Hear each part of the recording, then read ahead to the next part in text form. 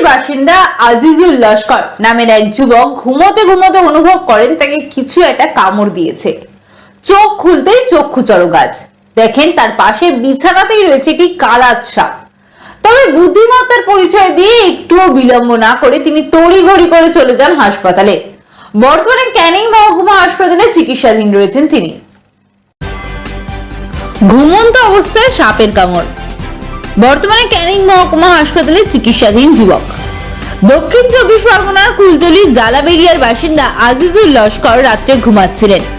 হঠাৎই ভোরবেলা বুঝতে পারেন যে কিছু একটা কামড় দেয়। তিনি দেখতে পান বিছানায় একটা প্রায় 5 ফুটের কালাত সাপ রয়েছে। সাথে সাথে সাপটিকে ধরে ফেলেন, একটা কৌটোর ভিতরে ঢুকিয়ে 20 মিনিটের মধ্যে চলে যান জামতলা হাসপাতালে। উন্নত মানের চিকিৎসার জন্য সেখান থেকে তাকে ক্যানিং মহকুমা হাসপাতালে স্থানান্তরিত করা হয়। এখনো তিনি পুরোপুরিভাবে বিপদমুক্ত নন, গলা ব্যথা রয়েছে তার। এখন ক্যানিং মহকুমা হাসপাতালে চিকিৎসাধীন রয়েছেন তিনি। আপনার নাম কি? কুলতলি জামতলা, কোথায়?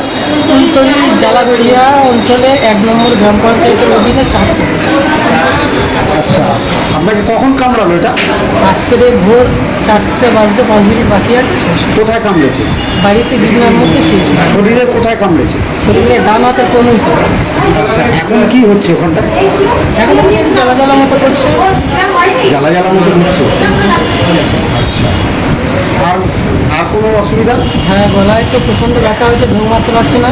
আচ্ছা, আর ঘুম আসছে চোখে, আচ্ছা, পেটে ব্যথা করছে এবং ফুলে যাওয়ার মতো ভাব আছে। কখন কামড়েছে বললেন? আজকের ভোর 4টে। আচ্ছা, তার কামড়ানোর পরে কি করলেন আপনি?